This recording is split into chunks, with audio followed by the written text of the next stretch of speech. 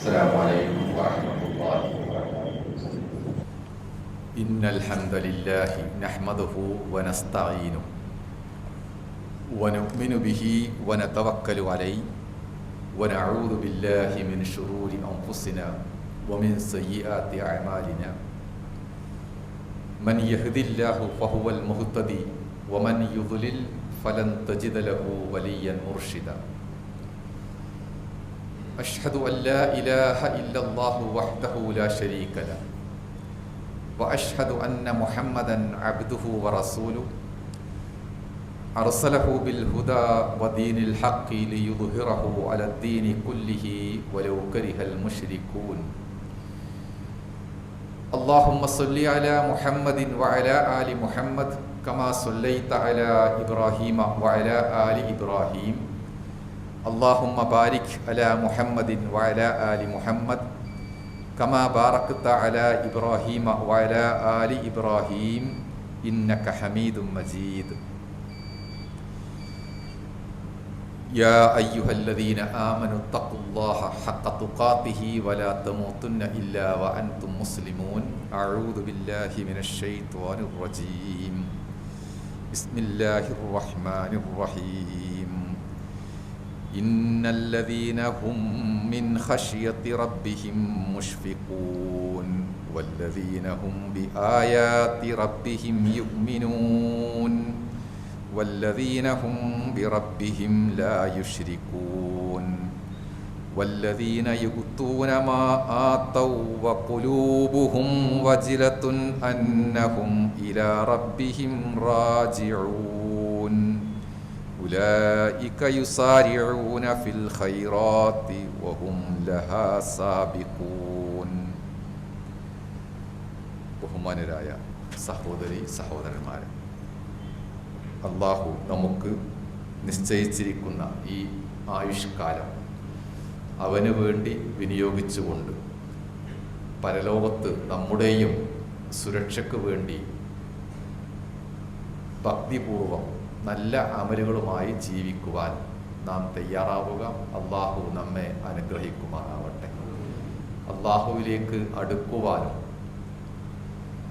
മനസ്സിനെ എല്ലാ അർത്ഥത്തിലും വൃത്തിയാക്കുവാനും പറ്റിയ ഒരു മാസം റമദാൻ നമ്മോട് വിട പറയുകയാണ്. അതിലെ അവസാനത്തെ ജുമുഅയിലാണ് നാം പങ്കെടുത്തിരിക്കുന്നത്. നമ്മുടെ നോമ്പും പുണ്യകർമ്മങ്ങളും ജുമുഅയുമെല്ലാം പടച്ചവനെ നീ ഞങ്ങളിൽ നിന്ന് സ്വീകരിച്ച് അനുഗ്രഹിക്കണമേ. പെട്ടെന്നാണ് ഒരു മാസം നമ്മിൽ നിന്ന് മറയുന്നത്.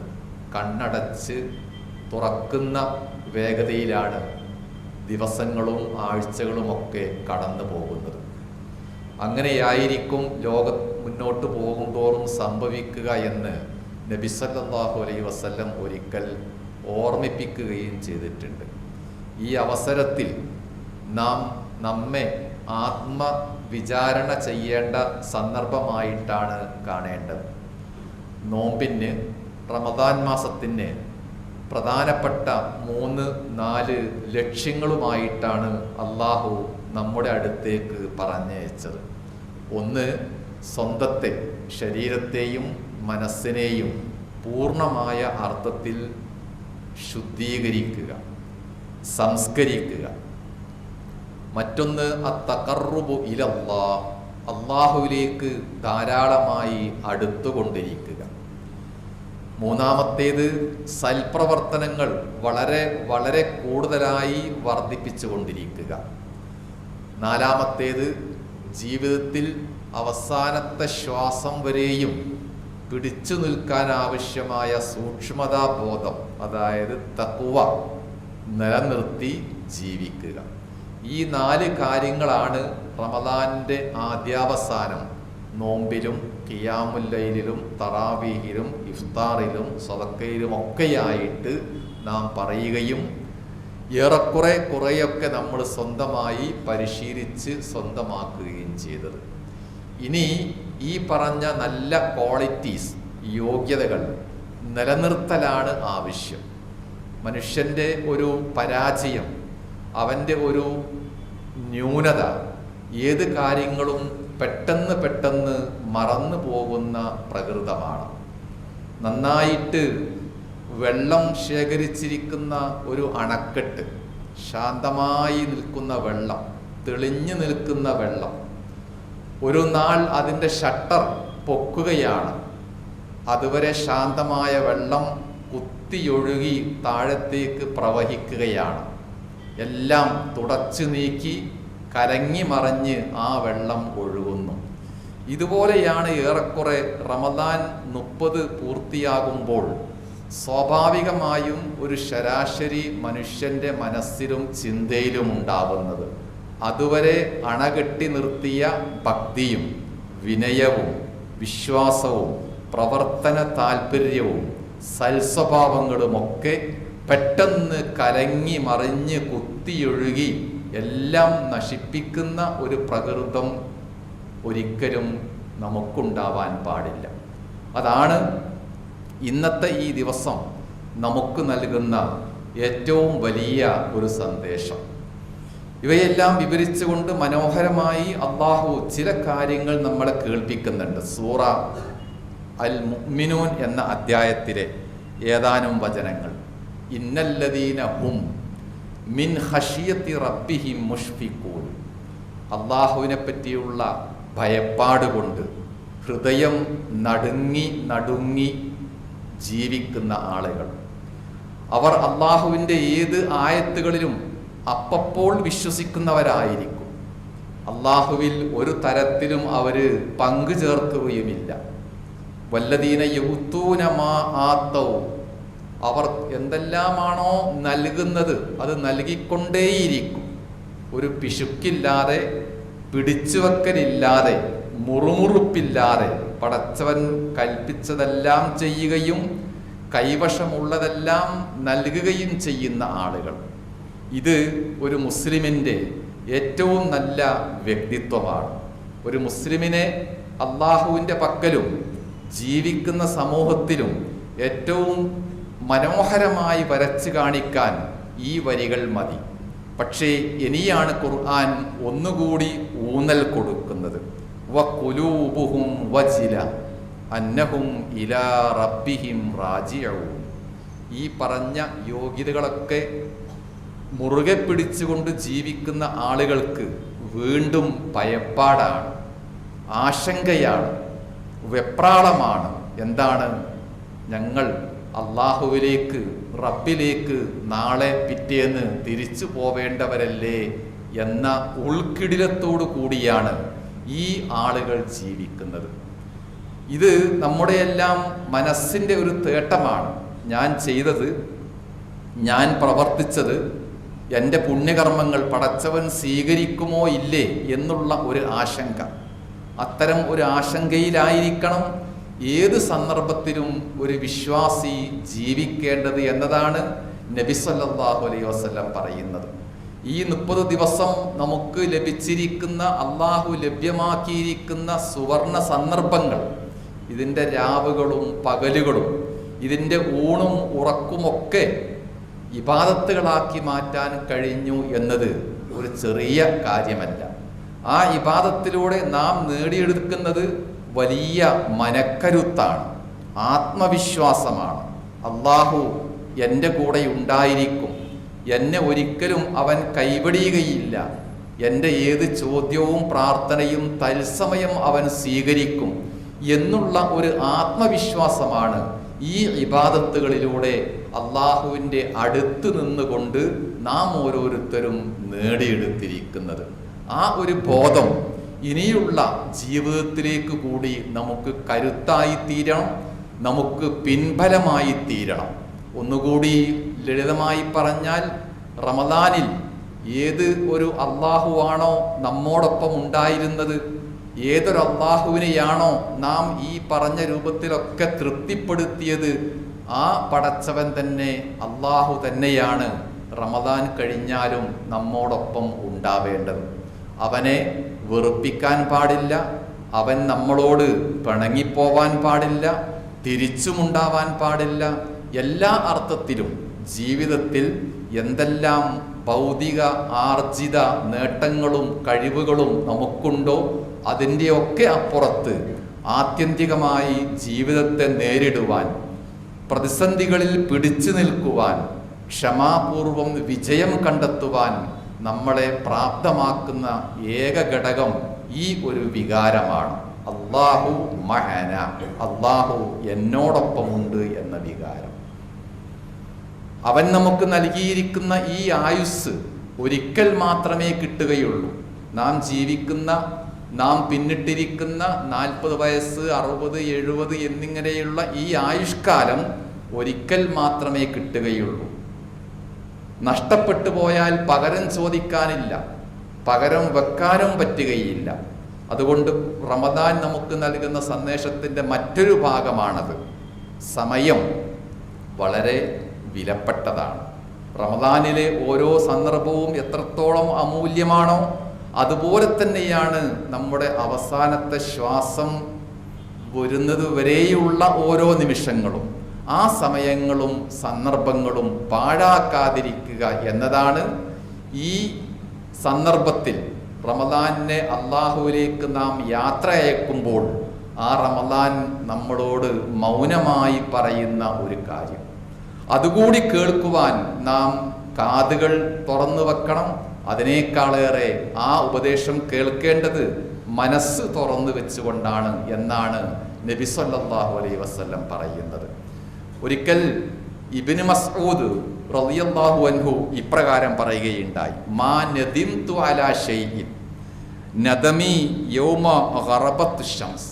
ഓരോ ദിവസവും സൂര്യൻ അസ്തമിക്കുമ്പോൾ എനിക്കുണ്ടായ സങ്കടം, അതിനേക്കാളും വലിയ സങ്കടവും ദുഃഖവും എനിക്കുണ്ടായിട്ടില്ല വേറെ.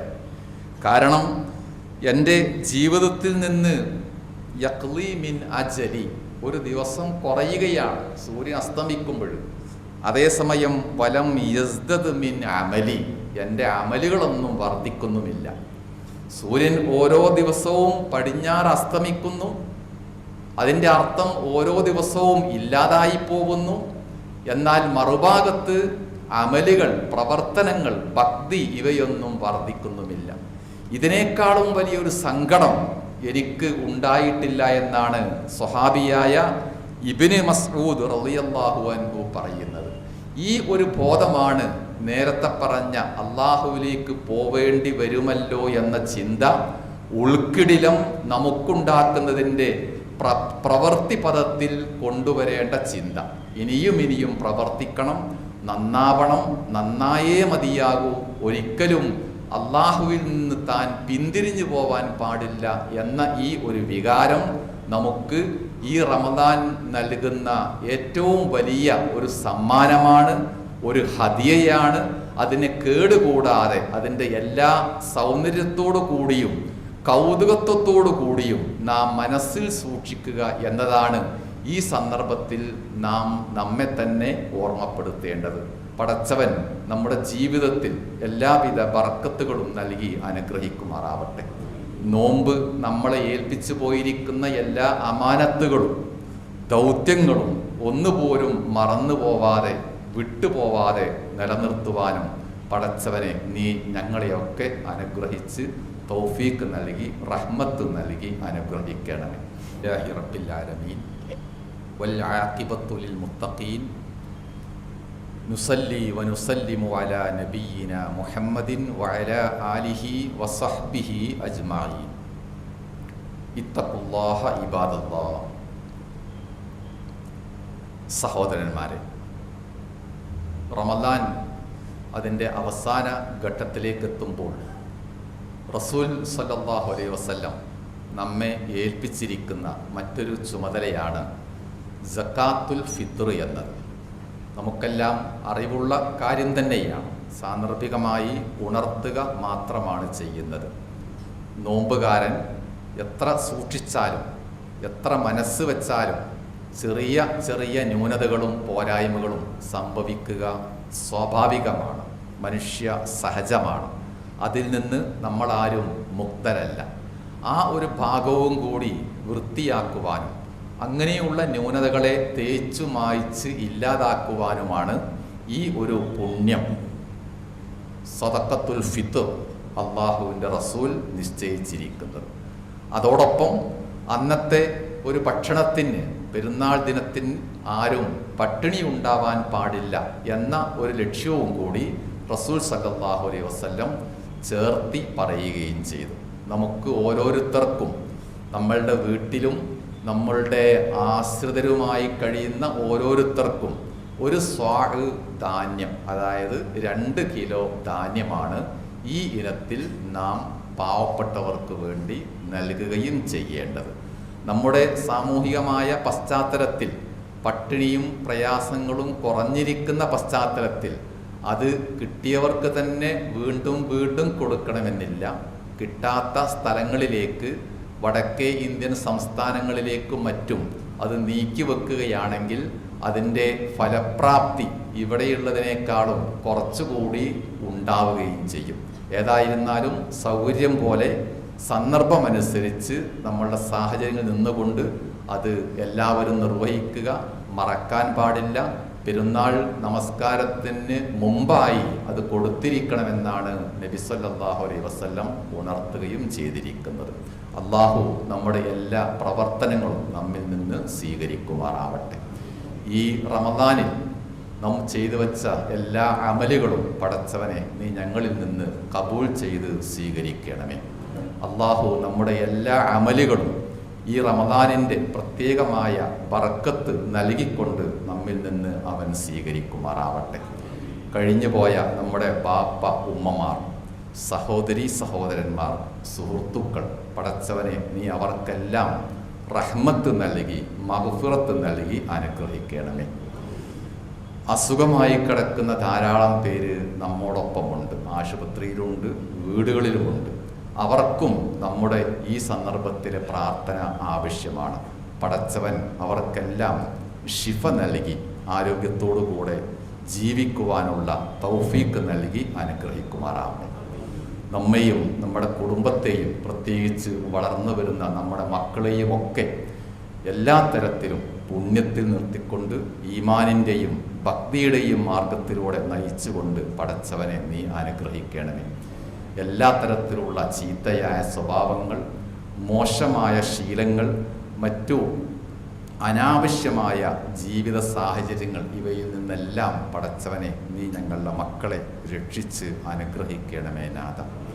പടച്ചവനെ, ഗസയിൽ ആയിരക്കണക്കിന് ആളുകൾ, ഞങ്ങളുടെ സഹോദരന്മാർ തീ തിന്നുകൊണ്ട് ജീവിക്കുകയാണ്. കണ്ണീരിൻ്റെയും ചോരയുടെയും നടുവിലാണ് ആ പാവപ്പെട്ട ആളുകൾ ജീവിക്കുന്നത്. അല്ലാഹുവേ, നീ അവർക്ക് ആശ്വാസം നൽകണമേ നാഥ.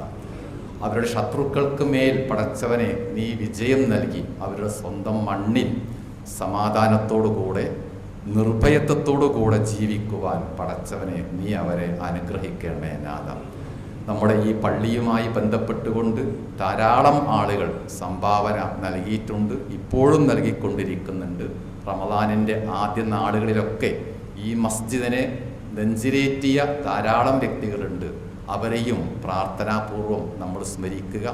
പലരും ആരോഗ്യ പ്രശ്നങ്ങൾ കൊണ്ട് ചികിത്സയിലുമാണ്. അള്ളാഹു അവരുടെ എല്ലാം അമലുകൾ സ്വീകരിച്ച് ആരോഗ്യത്തോടുകൂടെ ആഫിയത്തോടുകൂടെ ജീവിക്കുവാൻ തൗഫീക്ക് നൽകി അനുഗ്രഹിക്കുമാണ്. എല്ലാവിധ അസുഖങ്ങളിൽ നിന്നും മാറാരോഗങ്ങളിൽ നിന്നും ഗുരുതരമായ ആരോഗ്യ പ്രശ്നങ്ങളിൽ നിന്നും പടച്ചവൻ നമ്മയെല്ലാം രക്ഷിച്ച് അനുഗ്രഹിക്കുമാറാവട്ടെ. അല്ലാഹുമ്മ ഗ്ഫിർ ലിൽ മുഅ്മിനീന വൽ മുഅ്മിനാത്ത് വൽ മുസ്ലിമീന വൽ മുസ്ലിമാത്ത് അൽ അഹ്യാഇ മിൻഹും വൽ അംവാത്ത്. اللهم ربنا تقبل منا دعاءنا إنك أنت السميع العليم. اللهم أجرنا من النار وأدخلنا الجنة مع الأبرار يا رب العالمين. اللهم لا تجعل فينا ولا منا ولا بيننا شقيا ولا محروما. اللهم انصر عبادك المستضعفين في فلسطين وغزة. اللهم عليك بإسرائيل فإنهم لا يعجزونك. اللهم دمرهم. اللهم مزقهم كل ممزق يا رب العالمين. اللهم انصر هؤلاء المستضعفين. ربنا تقبل منا دعاءنا إنك أنت السميع العليم وتب علينا إنك أنت التواب الرحيم. اللهم ربنا ആതിന ഫിദ്ദുനിയ ഹസന വഫിൽ ആഖിറതി ഹസനത്തൻ വഖിനാ അദാബന്നാർ.